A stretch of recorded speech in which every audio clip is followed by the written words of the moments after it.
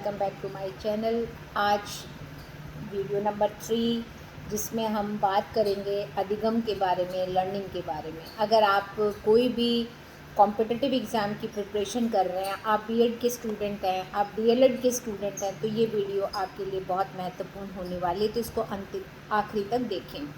अगर आपको ये वीडियो पसंद आती है और मेरा कंटेंट पसंद आता है तो आप इसे लाइक एंड सब्सक्राइब ज़रूर करिएगा। अधिगम के अंदर हम कौन कौन से टॉपिक्स को कवर करेंगे उसके ऊपर भी अपने देख लेते हैं। सबसे पहले हम देखेंगे कि अधिगम किसे कहते हैं, मीनिंग एंड कॉन्सेप्ट। दूसरा देखेंगे हम नेचर एंड करैक्टरिस्टिक्स। फिर difference between learning and maturation, factors affecting learning and transfer of learning. इन सब पॉइंट्स को हम इसमें कवर करेंगे कि अधिगम का क्या है, इसका अर्थ क्या है, ये क्या इसकी संप्रत्यय क्या है। दूसरा, इसका नेचर, प्रकृति क्या है, इसकी विशेषताएं क्या हैं। फिर परिपक्वता और अधिगम, इन दोनों में क्या फ़र्क है, वो कौन से फैक्टर्स हैं जो हमारे अधिगम को या लर्निंग को प्रभावित करते हैं या प्रभावित करने वाले कारक।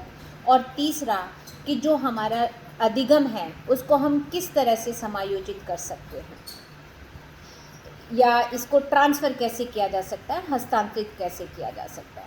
तो सबसे पहले हम ये देखते हैं कि लर्निंग किसे कहते हैं, what is the concept of learning. Basically अगर देखा जाए एक सामान्य अर्थ में कि हमारे व्यवहार में परिवर्तन को ही लर्निंग कहा जाता है, या ये कहा जाए कि learning refers to change in behaviour.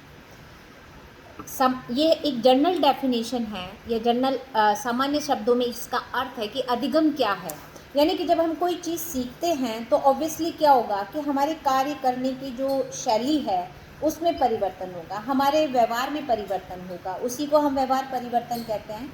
तो learning refers to change in behaviour, this is the shortest and general meaning of learning. अब बात यह आती है कि क्या सभी प्रकार के व्यवहार में परिवर्तन सीखना या अधिगम कहलाता है। यानी कि अगर जैसे मान लीजिए कि आपने 8-9 घंटे काम किया और आप थक गए और थकने की वजह से आपके व्यवहार में परिवर्तन आया, तो क्या वो सीखना है? वो सीखना नहीं है। इसी प्रकार देखिए कि अगर हम माने कि मुझे सर दर्द हुआ, मैंने कोई मेडिसिन ले ली, या मुझे पेट दर्द हुआ, मैंने कोई मेडिसिन ली, बीमारी है कोई किसी भी तरह की, तो उस बीमारी में हम कोई भी दवा का सेवन कर रहे हैं, तो वो दवा के सेवन करने से जब हमारे व्यवहार में परिवर्तन आता है तो वो इस तरह का व्यवहार परिवर्तन भी सीखना नहीं कहलाता। इसी तरह से अगर हम देखें कि मान लीजिए कि कोई शराबी है और उसने शराब का सेवन कर लिया। शराब का सेवन करने से या कोई भी किसी भी प्रकार का नशा करने वाला व्यक्ति नशा करता है, नशा करने के बाद क्या होता है कि हमारे व्यवहार में परिवर्तन आता है। तो क्या वो परिवर्तन सीखना है? तो इसमें अगर हम कहें तो बिल्कुल भी उसे सीखना नहीं कहा जाता। सीखने का मतलब यहाँ पर जो मनोविज्ञान के अंदर जो सीखना है वो क्या है कि मनोविज्ञान में सीखने से तात्पर्य सिर्फ उन्हीं परिवर्तनों से होता है जो अभ्यास या अनुभव के फलस्वरूप होता है। Learning by practice and experiences होता है और जिसका उद्देश्य बालक का समायोजन में मदद करना होता है। अब देखिए 3 चीज़ें यहाँ पर बेसिकली हमने ली हैं, प्रैक्टिस, एक्सपीरियंस एंड एडजस्टमेंट। यानी कि हमने कोई भी चीज़ को सीखा, सीखने के लिए हमने प्रैक्टिस करी। जैसे बच्चा स्टार्टिंग में राइटिंग स्किल को सीखता है तो पहले मैम उसको स्ट्रेट लाइंस करना सिखाती हैं, फिर थोड़ा सा स्लैंट लाइन यानी तिरछी रेखाएं सिखाई जाती हैं, आड़ी रेखाएं सिखाई जाती हैं, फिर डॉट्स बना दिए जाते हैं, फिर डॉट से वो सीखता है। तो ये सब क्या है? लर्निंग बाय प्रैक्टिस, कि वो अभ्यास के द्वारा सीख रहा है। इसी तरह से जैसे हम डांस सिखाते हैं, म्यूज़िक सिखाया जाता है, तो वहाँ सभी जगह पे उसे क्या चाहिए? प्रैक्टिस की रिक्वायरमेंट है। मैथमेटिक्स में कैलकुलेशन कर रहा है तो वहाँ पर भी उसे प्रैक्टिस की रिक्वायरमेंट है। तो वहाँ हम अभ्यास के द्वारा सीख रहे हैं। दूसरा, हम एक्सपीरियंसेस से भी बहुत कुछ सीखते हैं, अनुभव से बहुत कुछ सीखा जाता है। हम कोई भी काम करते हैं, हर काम को करने के बाद हमें कोई ना कोई अनुभव ज़रूर मिलता है। वो अनुभव हमारा अच्छा भी हो सकता है, वो अनुभव हमारा ख़राब भी हो सकता है। जैसा अनुभव हमारा रहता है, हम उसी प्रकार की लर्निंग वहाँ पर करते हैं। तो कहने का तात्पर्य प्रैक्टिस और एक्सपीरियंस, इन दोनों से हम लर्निंग करते हैं। इन दोनों के माध्यम से जो सीखा जाता है उसे अधिगम कहा जाता है, और जो सीखा गया वो कहाँ पर काम आ रहा है, कहीं ना कहीं हमारे जीवन में समायोजन करने में मदद करता है। अब आप कहेंगे कि समायोजन से यहाँ पे क्या तात्पर्य है? तो समायोजन का तात्पर्य यहीं पर है कि जब हम कोई चीज़ नई सीख लेते हैं, जैसे मान लीजिए कि आपने कुकिंग करनी है, कुकिंग के लिए आपने कुकिंग स्किल्स को सीख लिया, लर्निंग कर ली थ्रू प्रैक्टिस भी और थ्रू एक्सपीरियंस भी।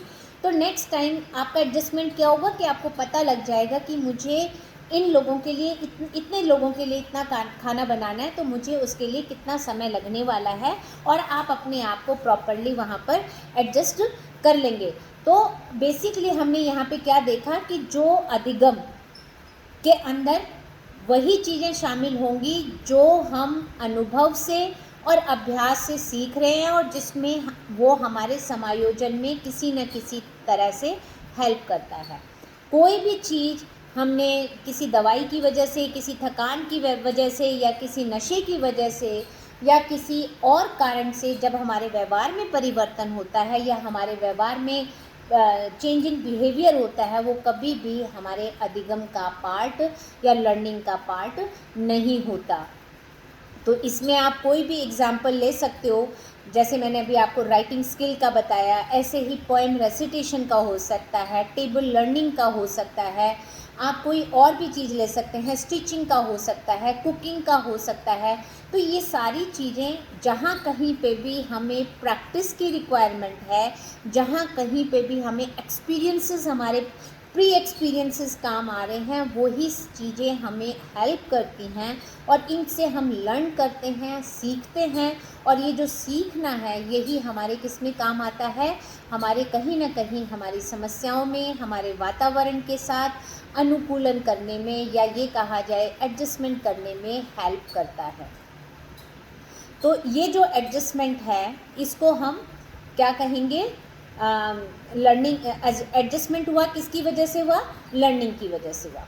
अब हम देखते हैं कुछ डेफिनेशंस लर्निंग की, या जो कुछ इम्पॉर्टेंट डेफिनेशंस हैं जो किसी न किसी रूप में कॉम्पिटिटिव एग्ज़ाम में या आपके करिकुलम में, यूनिवर्सिटी एग्ज़ाम्स में पूछी जाती हैं, या जिनको आप अगर यूज़ करते हैं अपने आंसर में तो आपका एक अच्छा आंसर बनता है।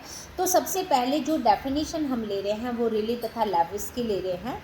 According to Riley and Lewis, learning can be defined is as any relatively permanent change in behavior occurs as a result of experience and practice। अभी हमने थोड़ी देर पहले देखा था कि अभ्यास और अनुभव से जो हमारे व्यवहार में परिवर्तन होता है वही अधिगम है। तो रिली और लेविस ने भी इसी के ऊपर फोकस किया, इसी को अपना केंद्र बिंदु माना। यानी कि रिली और लेविस के अनुसार अभ्यास या अनुभूति से व्यवहार में अपेक्षाकृत स्थायी परिवर्तन को ही सीखना कहा जाता है। अब देखिए यहाँ पे एक वर्ड आया है स्थायी, परमानेंट। अब ये परमानेंट से क्या मतलब है? अगर हमने कोई चीज़ सीखी और वो कुछ क्षण के लिए सीखी, कुछ for a particular period of time, या पर्टिकुलर टाइम पीरियड के लिए हमने उसको, या एक पॉइंट के लिए सीखा, या कुछ क्षण के लिए हमने उसको सीखा, वो कभी भी अधिगम का पार्ट नहीं होता। जैसे हमने मल्टीप्लिकेशन, डिवीज़न, सब्ट्रैक्शन, ये सब चीज़ें हमने, एडिशन, ये सब सीखी हैं। स्क्वायर रूट निकालना, क्यूब रूट निकालना, ये हमने सबने सीखा। ये मैथ्स के बेसिक्स हैं। इनको जब हम आगे भी यूज़ करते हैं तो ये बेसिक्स हमें दोबारा याद करने की ज़रूरत नहीं होती, ये हमारे बेसिक्स हैं। और इससे हमारा क्या हुआ कि हम जो हमारी हायर कैलकुलेशंस होती हैं जहाँ ये बेस काम करता है, तो ये क्या हुआ कि इतना हमारा स्थायी हो गया। हम कैलकुलेशन सीखते हैं, हम रिएक्शन सीखते हैं, या हमारी जो भी नॉलेज है वो परमानेंट होनी चाहिए। उससे हमारे में, जैसे फुटबॉल खेलने वाला एक प्लेयर है, बास्केटबॉल खेलने वाला एक प्लेयर है, वो ड्रिबलिंग करता है। उसकी बेसिक क्या है एक बास्केटबॉल वाले के लिए? कि ड्रिबलिंग करना सीखना। जब वो ड्रिबलिंग कर लेगा, जंप सीख लेगा, गोल करना सीख लेगा, तो वो उसके अंदर परमानेंट रहती है। हल्के से प्रैक्टिस के साथ वो उसे और अच्छे से कर लेता है, वो उसे भूलता नहीं है। इस तरह के व्यवहार को ही हम क्या मानते हैं, जो हमारे अंदर परमानेंट हमारे व्यवहार में परिवर्तन लाता हो, उसी को ही हम क्या मानते हैं, अधिगम। ये किसने कहा, रिली तथा लेविस ने। गेट्स के अनुसार या गेट्स के जो फॉलोवर्स हैं उनके अनुसार जो सीखना है वो क्या है, सीखना अनुभव और प्रशिक्षण द्वारा व्यवहार में परिवर्तन। देखिए बार बार वही चीज़ें आ रही है लर्निंग में, अनुभव और प्रशिक्षण। अभ्यास को हमने पहले प्रैक्टिस को लिया, प्रैक्टिस को यहाँ सब्स्टिट्यूट गेट्स ने किससे कर दिया, ट्रेनिंग से। जैसे आप एक नर्सिंग फील्ड में जा रहे हैं, आपने इंजेक्शन लगाना सीखा, तो वो कैसे सीखा, थ्रू ट्रेनिंग। आपने प्रैक्टिस की, आपको ट्रेनिंग मिली, उसके बाद आप इंजेक्शन लगाना स्टार्ट कर देते हैं। इंजेक्शन लगाते वक्त आपको कोई समस्या आ रही है, कैसे आपको वेन पकड़नी है, कैसे ढूंढनी है, वो सारी चीज़ें अगर आप देखते हैं तो वो किससे आती है, प्रैक्टिस एंड एक्सपीरियंसेस से। जैसे जैसे हमारे एक्सपीरियंसेस गेन होते जाते हैं वैसे वैसे हमारा जो लर्निंग का लेवल है वो भी इंक्रीज़ हो जाता है, वो स्थाई मतलब कम नहीं रहता, वो हाई लेवल का लर्निंग होने लगती है। तो यहाँ पर गेट्स के अनुसार भी क्या है, सीखना अनुभव और प्रशिक्षण द्वारा व्यवहार में परिवर्तन, या ये कहा जाए according to Gates, learning is the change in behaviour due to experiences and training. अब एक और डेफिनेशन हम लेते हैं क्रो एंड क्रो की। क्रो एंड क्रो ने क्या बोला, सीखना क्या है, सीखना आदतों, ज्ञान और अभिवृत्तियों का अर्जन है। अब देखिए यहाँ पे क्या है, एक्वायर, हमने क्या कर रहे हैं, एक्वायर कर रहे हैं। हम बाई बर्थ सब चीज़ें सीख कर नहीं आते, बाई बर्थ हम कुछ भी नहीं सीख कर आते, जन्मजात हमारे अंदर कोई भी लर्निंग नहीं होती है। लेकिन जब बच्चा जन्म लेता है, उसको थोड़ा सा थपथपाया जाता है, उसको हिलाया जाता है, उसे रुलाया जाता है ताकि ऑक्सीजन लेवल उसके लंग्स में चला जाए और उसका सर्वाइवल बढ़ जाए। तो धीरे धीरे जब उसको भूख लगती है तो वो रोकर दूध की डिमांड करने लगता है। तो उसने वो क्या किया, एक्वायर किया है, अर्जन किया है। उसके पास था नहीं लेकिन उसने एनवायरनमेंट से उसको क्या किया, अर्जित कर लिया। ऐसे ही हैबिट फॉर्मेशन है कि हम बच्चा क्राउलिंग कर रहा है, क्राउलिंग करके बाद वो धीरे धीरे खड़े होके चलता है, घुटने के बल चला, फिर वो खड़े होके पकड़ के चलना सीखा। तो ये सारी चीज़ें जो वो सीख रहा है वो एक्वायर करके ही सीख रहा है। बोलना जब वो सीखता है, पहले शब्दों को तोड़कर बोलता है, फिर वो छोटे शब्दों को बोलने का प्रयास करता है, फिर टूटे फूटे सेंटेंसेस बोलता है, फिर उन सेंटेंसेस के बाद में उनको बोलना शुरू कर देता है। तो इसके बाद में वो उनको जब प्रैक्टिस में ले आता है तो वहाँ पर हम देखते हैं कि उसके जो उसने जो अर्जन किया वो कहीं ना कहीं वो उसको यूज़ करने लग गया है। तो यहाँ पर क्रो एंड क्रो की जो डेफिनेशन है वो सीखना, आदत, ज्ञान और अभिवृत्ति का अर्जन है। कुछ चीज़ों में हमारी हैबिट फॉर्मेशन भी हो जाती है जो हम सीख लेते हैं। जैसे कुछ लोगों के तकिया कलाम होता है किसी चीज़ का, वो हर बात में उस पर्टिकुलर शब्द को बोल देते हैं, तो वहाँ पर उसकी क्या हो गई, हैबिट फॉर्मेशन हो गई। या जैसे बच्चा स्कूल से आया, उसको कहा गया कि पहले आप होमवर्क करो उसके बाद आप खेलने जाएंगे, तो उसकी एक हैबिट फॉर्मेशन होगी कि मुझे पहले अपना होमवर्क पूरा करना है, उसके बाद मुझे खेलने जाने दिया जाएगा। तो ये भी उसने एक लर्निंग करी है, और ये कहाँ से की, एनवायरनमेंट से एक्वायर करी है। एक और इम्पॉर्टेंट डेफिनेशन हम यहाँ पर देखते हैं हार्लॉक के अनुसार। हार्लॉक ने क्या कहा कि अधिगम विकास है जो अभ्यास एवं प्रयास के द्वारा आती है।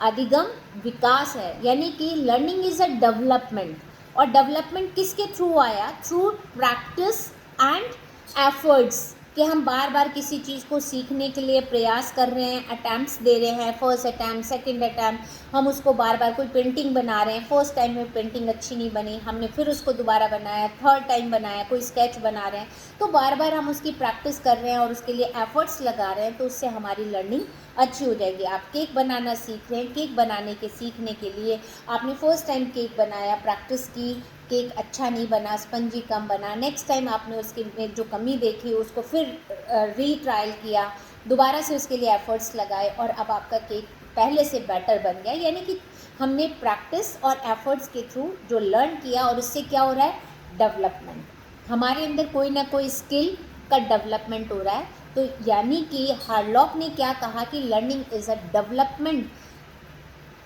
और it is the result of practice and efforts. तो इस तरह से अगर हम देखें तो अधिगम के द्वारा बालक अपने आनुवांशिक गुणों का प्रयोग करने में सक्षम हो जाता है। आनुवांशिक गुण कौन से हुए? जो उसको हेरिडिटिकली मिले हैं। बहुत सारी ऐसी क्वालिटीज़ हमारे अंदर होती हैं जो हमें हेरिडिटिकल मिली हैं, बट जो हेरिडिटिकल मिली हैं वो हर चीज़ का जब तक हम प्रयोग नहीं करते हैं तब तक क्या होगा कि हम उनको यूज़ नहीं कर रहे, हमने उनका प्रयोग नहीं किया, तो इससे क्या इफ़ेक्ट पड़ेगा कि जो हमारे को हमारी हेरिडिटी से जो चीज़ हमें मिली थी उस चीज़ को हम आगे फ्यूचर में, भविष्य में प्रयोग नहीं कर पाए, तो हम उसको उसमें वो जो क्वालिटी हमारे अंदर थी उसको हमने डंप कर दिया। यानी कि जो हमारे आनुवांशिक गुण हैं, आनुवांशिक गुण आपके अंदर कोई भी हो सकता है। लाइक आप एक अच्छे, आपके पेरेंट्स के थ्रू आपको एक अच्छा क्या मिला, अच्छे सिंगर हो सकते हैं बाय बर्थ, आपके अंदर वो इंस्टिंक्ट है, आपके अंदर वो प्रवृत्ति है। आप एक अच्छे डांसर हो सकते हैं, एक अच्छे डिबेटर हो सकते हैं, लेकिन अगर हमने उनको यूज़ नहीं किया, उस चीज़ को अभ्यास नहीं किया, तो वो जो हमारे आनुवांशिक गुण थे वो वहीं पर डंप हो जाएंगे, वो आगे विकास नहीं कर पाएंगे। तो आनुवांशिक गुणों को भी हमें ट्रेनिंग के थ्रू, एफर्ट्स के थ्रू, प्रैक्टिस के थ्रू और एक्सपीरियंसेस के थ्रू गेन करना पड़ता है, आगे बढ़ाना पड़ता है और उनका विकास करना पड़ता है, तभी हम उसमें लर्निंग कर पाते हैं। अब देखिए कि हम एक चीज़, प्रश्न यहाँ पर आता है कि अपेक्षाकृत स्थायी परिवर्तन क्या है, क्योंकि कई बार ये प्रश्न लर्निंग में पूछा गया है कि परमानेंट चेंजेस क्या हैं, what are the permanent changes in concept of learning, कि अधिगम के संदर्भ में स्थायी परिवर्तन क्या है। तो देखिए, व्यवहार में होने वाला परिवर्तन न तो क्षणिक होता है और न ही वह स्थायी स्वरूप बन जाता है। देखिए, दोनों ही चीज़ें हैं। बहुत सी चीज़ें ऐसी होती कि जो कभी भी हम जब सीखते हैं तो वो परमानेंट भी नहीं हो पाता, और ये भी नहीं होता कि हम उसको थोड़ी देर के लिए ही याद रखें और फिर हमारे अंदर वो अधिगम नहीं रहे, लेकिन ये इसके बीच का रास्ता होता है। हम कोई भी लर्निंग करते हैं तो वो हमारे लिए परमानेंट होती है, बट होता है ना कि लर्निंग के लिए फॉरगेटिंग ज़रूरी है, याद रखने के लिए भूलना भी ज़रूरी है।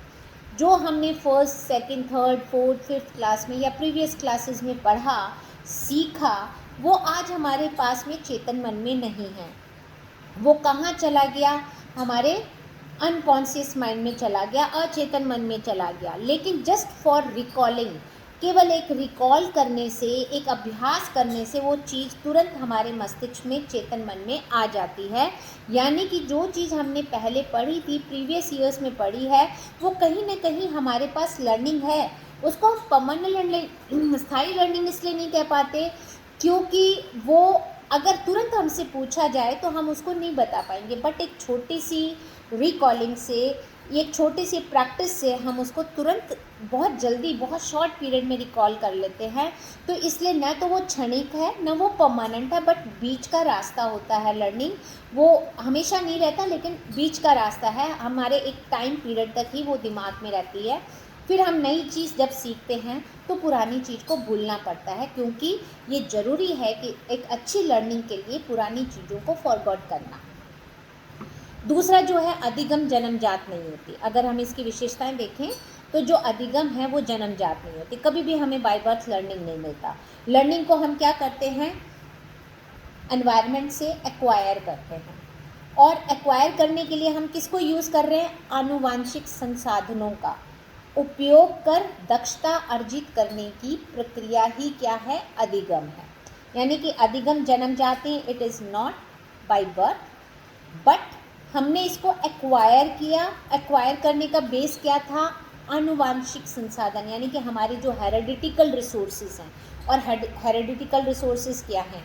आपकी रीजनिंग कैपेबिलिटी क्या है, आपका आईक्यू लेवल क्या है, आपकी पेरेंट्स की जो हेरिडिटिकल क्वालिटीज़ हैं वो क्या हैं। तो उसी के आधार पर हम बेस बनाकर ही उसमें परफेक्शन लाते हैं, और वो परफेक्शन हमारे अंदर बाय बर्थ नहीं है, उसको हम एनवायरनमेंट से, through practice, through training, through exercise, हम अपने अंदर, थ्रू एक्सपीरियंसेस अपने अंदर एक्वायर करते हैं। तो इसी प्रोसेस को क्या कहा गया है? अधिगम। दूसरा जो व्यवहार में अस्थायी परिवर्तन अधिगम नहीं है।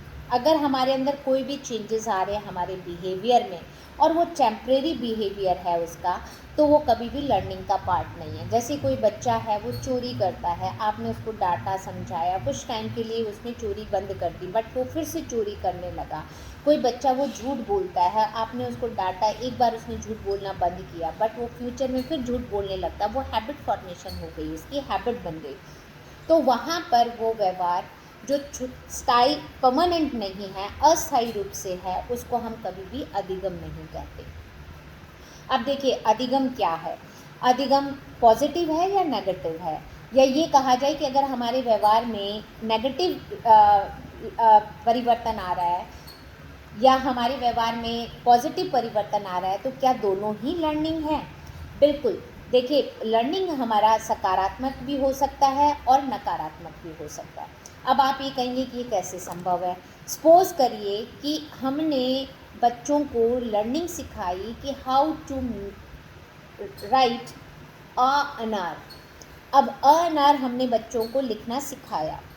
अब देखिए कि अगर हमारे टीचर ने स्टार्टिंग में ही उसकी फॉर्मेशन सही बना दी अनार की, तो बच्चे की अगर हमने सही कॉपी चेक करी और उसको सही तरीके से देखा, उसकी अगर प्रैक्टिस सही हुई, तो वो अनार बिल्कुल सही डायरेक्शन में लिखेगा और सही तरीके से लिखेगा, सही फॉर्मेशन में लिखेगा। अगर हमने उस चीज़ को ध्यान नहीं दिया और बच्चे ने उसको गलत रूप में सीख लिया, तो वो उसका क्या है? नकारात्मक अधिगम है। अधिगमकर्ता के ऊपर निर्भर करता है कि उससे उसके व्यवहार में पॉजिटिव चेंजेस आए या नेगेटिव चेंजेस आए। कुछ लोग किसी चीज़ को पॉजिटिव वे में लेते हैं। हम एक मूवी को देखते हैं, हर मूवी के अंदर जो मैसेज होता है वो डिपेंड करता है मूवी देखने वाले पे कि उसका जो मोरल या उस मूवी का जो थीम है, उस मूवी से जो मिलने वाली लर्निंग है, सीख है, वो क्या है। कुछ लोग नेगेटिव में भी पॉजिटिव को निकाल लेते हैं और कुछ लोग पॉजिटिविटी में से भी नेगेटिव को निकालने का प्रयास करते हैं। तो ये लर्निंग पर्सन के ऊपर डिपेंड करता है कि हमने किस डायरेक्शन में लर्न किया है। तो वहाँ पर जैसे आपने नाइफ से कोई चीज़ को चॉपिंग बोर्ड पे कटिंग सीखी कि हम चॉपिंग कैसे करते हैं, वेजिटेबल काटना सीखा, नाइफ से पेंटिंग बनानी सीखी, नाइफ से पेंसिल को शार्प करना सीखा। कुछ लोग नाइफ से मर्डर करना भी सीख जाते हैं। तो ये डिपेंड करता है कि हमारी लर्निंग उस पर्टिकुलर इक्विपमेंट या उस औजार से, उस चाकू से हम किस वे में लेके जा रहे हैं। तो लर्निंग दोनों तरह की हो सकती है, पॉजिटिव भी और नेगेटिव भी। तो लर्निंग की जो कुछ विशेषताएं अगर हम देखें, करैक्टरिस्टिक्स देखें, तो लर्निंग का सबसे पहले जो विशेषता है वो क्या है कि लर्निंग जब भी हम कभी करते हैं तो वो उद्देश्यपूर्ण और लक्ष्य केंद्रित प्रक्रिया है। आप अगर हिंदी पढ़ रहे हैं तो हिंदी के पीछे आपका एक उद्देश्य होगा, एक लक्ष्य होगा कि भाषा का ज्ञान आना, लेटर राइटिंग आपको आना, कंपोजिशन आपको आना, निबंध लेखन आना, उपन्यास पढ़ना, यानी कि आपको ये सारी चीज़ें, आपका उद्देश्य है और लक्ष्य है, उसी लक्ष्य और उद्देश्य को ध्यान में रखकर आप हिंदी पढ़ रहे हैं। तो यहाँ पर कोई भी उद्देश्य या लक्ष्य रहित प्रक्रिया अगर होगी तो वो अधिगम नहीं होगी। अधिगम जो है वो उद्देश्यपूर्ण और लक्ष्य केंद्रित होती है। दूसरा जो है, अगर इसको देखें तो इट इज़ ऑब्जेक्टिव ओरिएंटेड होगी या गोल ओरिएंटेड होगी। दूसरा अधिगम जो है वो सतत और सार्वभौमिक है, कॉन्टिन्यूअस एंड यूनिवर्सल। अब देखिए इसको कॉन्टिन्यूअस एंड यूनिवर्सल क्यों कहा जाता है। सबसे पहले तो अगर लर्निंग प्रोसेस को देखें, it start from the birth and it ends with death, कि जन्म से लेकर मृत्यु तक चलने वाली जो प्रक्रिया है वो अधिगम है। हम जन्म से लेकर और मृत्यु तक कुछ न कुछ लगातार सीखते रहते हैं।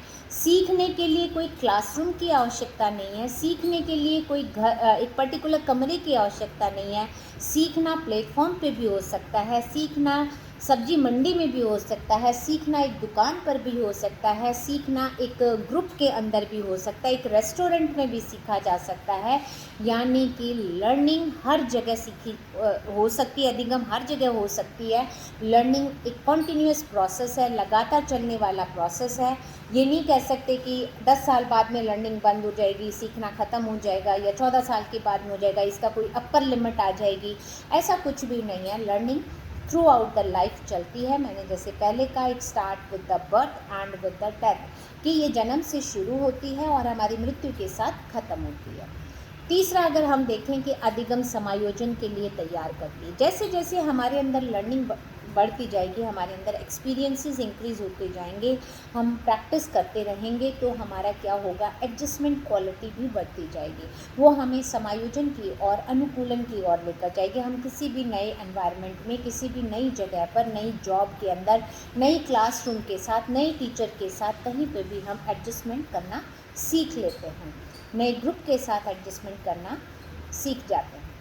चौथी, अगर इसकी विशेषता देखें तो अधिगम व्यापक है। यू कैन से दैट अधिगम को एक शॉर्ट या नैरो कॉन्सेप्ट में नहीं लिया जा सकता, it is a wider concept. जो अधिगम है ये व्यापक है, क्योंकि अधिगम को अगर हम देखें संज्ञानात्मक भी लिया जा सकता है। इसको एक पर्टिकुलर एक ही चीज़ में हम नहीं ले सकते कि अधिगम केवल अक्षर ज्ञान लेना है या कोई एक विषय विशेष के बारे में अध्ययन करना ही अधिगम है, ऐसा नहीं है। अधिगम अपने आप में एक वाइड कॉन्सेप्ट है, नैरो नहीं है, क्योंकि ये सभी पहलुओं को लेकर चलता है। चाहे हम इसमें देखें तो इसमें आपका भावनात्मक पक्ष भी आता है, संज्ञानात्मक पक्ष भी आता है, या ये कहा जाए मनोगत्यात्मक पक्ष भी आता है।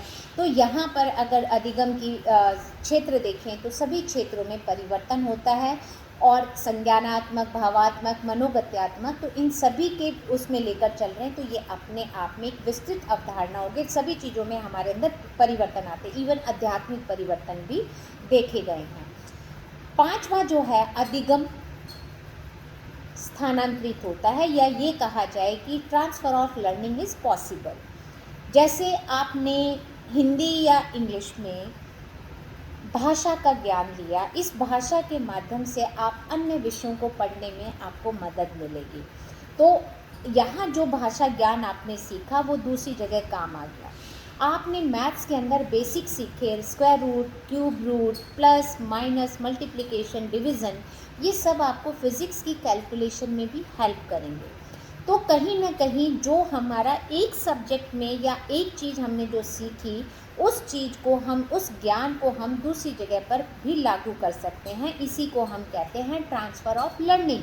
यानी कि पहले जो हमने किसी अन्य विषय में जो ज्ञान प्राप्त किया, उस ज्ञान प्राप्त को या उस अनुभव को जब हम नई जगह पे लागू करते हैं, अप्लाई करते हैं, तो वहाँ पर भी वो उसका आधार बनता है और वो हमें सीखने में मदद करता है।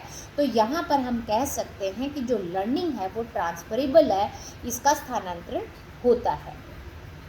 अगला अगर इसमें विशेषता देखें तो क्या है, अधिगम एक प्रक्रिया है, उत्पाद नहीं।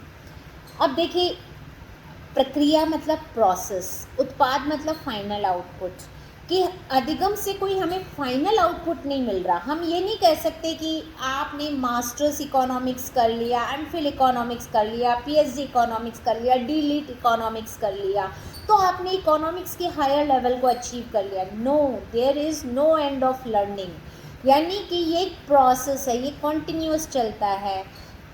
पहले भी मैंने कहा कि ये सतत है, कॉन्टिन्यूस है, यानी कि हमारी बर्थ से लेकर और टिल डेथ ये कॉन्टिन्यू चल रहा है, इसका कोई एंड नहीं है। इसलिए हम इसको कहते हैं ये एक प्रोसेस है, उत्पाद नहीं। उत्पाद मतलब फाइनल कंक्लूजन निकल गया, फाइनल रिजल्ट आ गया, फाइनल आउटपुट आपको मिल गया, वो फाइनल आउटपुट नहीं है, इट इज़ अ प्रोसेस। अगली अगर इसकी विशेषता देखी जाए तो अधिगम जो है वो वंशानुक्रम और वातावरण दोनों से ही प्रभावित होता है, या ये कहा जाए learning is based on hereditical factors as well as environmental factors. अगर हम कहें कि केवल हेरिडिटिकल फैक्टर हमारी लर्निंग को अफेक्ट करता है तो ये भी गलत होगा, और अगर हम ये केवल कहें कि केवल एनवायरमेंटल फैक्टर हमारी लर्निंग को अफेक्ट करता है तो ये भी गलत होगा। Learning is the result of environmental as well as hereditical factor, यानी कि वंशानुक्रम में आपको क्या मिला, आईक्यू मिला, वंशानुक्रम से आपको क्या मिला, आईक्यू मिला, बुद्धि लब्धि मिली, उस बुद्धि लब्धि से आप अधिगम को का स्तर आपका डिसाइड होता है। फिर एनवायरनमेंट, वातावरण आपको कैसा मिला, अगर आप में बुद्धि लब्धि बहुत अच्छी है, आपका आईक्यू लेवल बहुत अच्छा है, लेकिन आपको वातावरण वैसा नहीं मिल रहा, तो आप हो सकता है कि 10th 12th के बाद में अपनी पढ़ाई को कंटिन्यू नहीं कर पाए। तो वातावरण और वंशानुक्रम यानी कि बुद्धि लब्धि को हम बेसिकली लर्निंग में हेल्प मानते हैं कि वंशानुक्रम और हमारा जो एटीट्यूड है, ये दोनों चीज़ें प्लस एनवायरनमेंट, ये सब चीज़ें मिलकर ही आपके लर्निंग को प्रभावपूर्ण बनाते हैं। तीसरा अगर हम नेक्स्ट अगर हम इसकी कैरेक्टरिस्टिक्स देखें तो अधिगम क्या है, अनुभवों का संगठन है। Learning is an organisation of experiences. देखिए, जैसे जैसे हमारे लर्निंग बढ़ती है, हमारे अनुभव बढ़ते हैं, वैसे वैसे लोगों का कहना होता है कि हमारी एज के साथ में हमारा आईक्यू बढ़ रहा है, बट आईक्यू कभी नहीं बढ़ता। आईक्यू क्या है, स्थिर है, कांस्टेंट है, जो हमें बाय बर्थ मिल गया, हमारा बुद्धि लब्धि वही रहेगी। बुद्धि लब्धि में परिवर्तन नहीं हो रहा, परिवर्तन किस में हो रहा है, हमारे अनुभव हमने कहाँ से अर्जित किए, वातावरण से सीख कर, अधिगम कर कर, और जैसे जैसे हमारे अनुभव हमारे बढ़ते जाएंगे, वैसे वैसे हमारी जो लर्निंग है वो इंक्रीज होती जाएगी, और इसीलिए डिफरेंट टाइप्स के जो अनुभव हमारे पास में इकट्ठे हो गए, उन्हीं का ही ग्रुप, उन्हीं का ही जो ये कहा जाए ऑर्गेनाइजेशन ही क्या है, लर्निंग है। और अंतिम अगर इसकी कैरेक्टरिस्टिक्स देखें तो अधिगम समानता अपेक्षाकृत स्थायी होती है।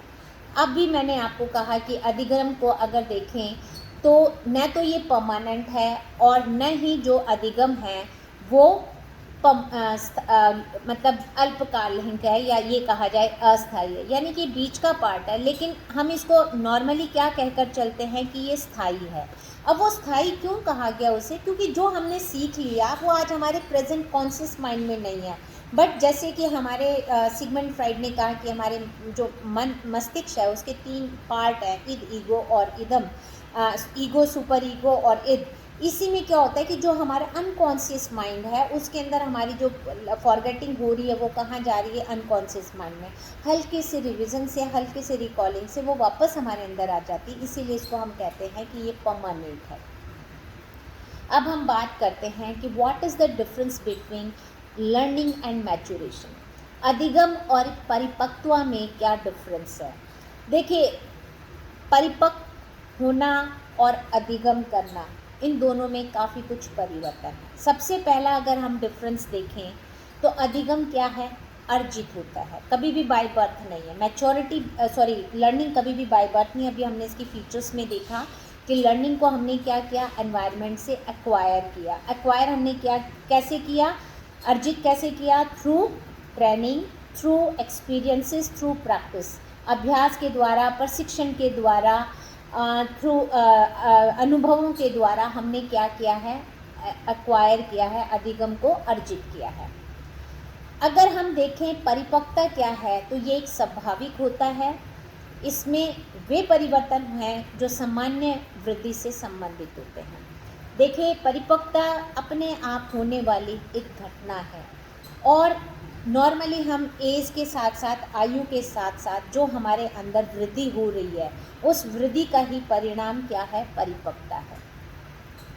दूसरा डिफरेंस अगर हम देखें तो जो सीखना है, सीखने में अभ्यास का बहुत ज़्यादा महत्व होता है। बिना प्रैक्टिस के, बिना ट्रेनिंग के हम लर्निंग नहीं कर सकते। जितनी ज़्यादा प्रैक्टिस होगी, जितनी ज़्यादा हमारे ट्रेनिंग होगी, उतनी ही हमारी लर्निंग अच्छी होगी। जैसे मैं आपको एक एग्जांपल दूं कि आपके अंदर बाय बर्थ एक क्वालिटी है, आपको वंशानुक्रम मिली, एक अच्छा गला, एक अच्छा सुर, लेकिन जब तक आप उन सुरों का ज़्यादा से ज़्यादा अभ्यास नहीं करेंगे, आप उनके लिए प्रैक्टिस नहीं करेंगे, ट्रेनिंग नहीं लेंगे, तो आप उसको बहुत ज़्यादा लंबे टाइम तक सीख नहीं पाएंगे, उसको अधिगम को स्थायी नहीं कर पाएंगे। तो यहाँ पर जितना ज़्यादा अभ्यास होगा, जितनी ज़्यादा ट्रेनिंग होगी, उतना ही अधिगम का उच्च स्तर होगा। परिपक्वता में अगर देखा जाए तो एक्सपीरियंसेस का या प्रैक्टिस का या ट्रेनिंग का कोई महत्व नहीं है। ये क्या है? स्वतः होने वाली एक घटना। तीसरा, सीखने की क्रिया परिपक्व मन पर निर्भर करती है। जितना हम मैच्योर होंगे उतनी ही हमारी लर्निंग जो है उसके ऊपर डिपेंड करती है। एक फैक्टर जो लर्निंग को प्रभावित करने वाला है उसमें हमारी मैच्योरिटी भी आती है। अगर हम एक एज से पहले किसी बच्चे को कुछ सिखाना चाहें तो वो नहीं सीख पाएगा क्योंकि उसका वो अंदर वो मैच्योरिटी वहाँ पर नहीं आई है। जो हमारा मैच्योरिटी है उस क्रिया को सीखने पर निर्भर नहीं होती। यानी कि अगर कहें कि लर्निंग के ऊपर परिपक्वता निर्भर नहीं करती, लेकिन परिपक्वता के ऊपर लर्निंग डिपेंडेंट है। सीखना परिपक्वता पर निर्भर करता है, लेकिन परिपक्वता सीखने पर निर्भर नहीं होती। नेक्स्ट जो पॉइंट है वो क्या है? अभी मैंने आपको बताया था कि अधिगम जो है वो निरंतर चलने वाली एक प्रक्रिया है या जीवन पर्यंत चलने वाली प्रक्रिया है। बल्कि अगर हम कहें परिपक्वता को तो एक आयु सीमा के बाद पर आकर हमारी परिपक्वता क्या है वो रुक जाती है। जहां हमें लगता है कि हमारा मैच्योरिटी लेवल अधिकतम हो गया, उसके बाद मैच्योरिटी में कोई परिवर्तन नहीं आएगा। परिवर्तन किस में आएगा? अनुभवों में, ज्ञान में, तो हम उसके अनुरूप बिहेव करेंगे। लेकिन हमारी जो मैच्योरिटी जितनी आनी है वो एक समय के बाद निर्धारित मतलब आकर वहाँ पर रुक जाती है। उसके बाद परिपक्वता में वृद्धि नहीं होती। अधिगम जो है ये एक व्यक्तिगत प्रक्रिया है। इसको व्यक्तिगत प्रक्रिया क्यों माना? क्योंकि ये person to person learning depend करेगी, वेरी करेगी कि हमारा जो सीखने का जो क्षेत्र है वो व्यक्ति विशेष पर निर्भर करता है।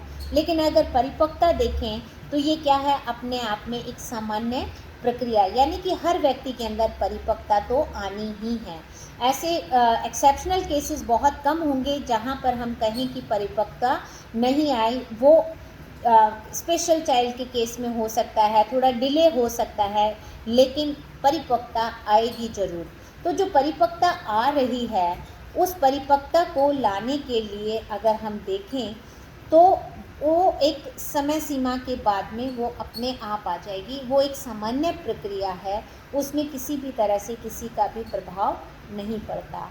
वीडियो काफ़ी लंबी हो गई है, 37 मिनट की हो गई। इसको मैं आज यहीं पे विराम देती हूँ। आज हमने देखा अधिगम का अर्थ या कॉन्सेप्ट, अधिगम की नेचर देखी हमने, अधिगम की विशेषताएं देखी और अधिगम और परिपक्वता में क्या अंतर है हमने ये देखा। कल हम इसके ऊपर देखेंगे कि अधिगम को प्रभावित करने वाले कारक कौन से हैं। अगर आपको मेरा ये वीडियो पसंद आया हो तो इसे लाइक, शेयर एंड सब्सक्राइब जरूर करिएगा और अपने ग्रुप में ज़्यादा से ज़्यादा विद्यार्थियों को भेजिएगा ताकि उनको इसका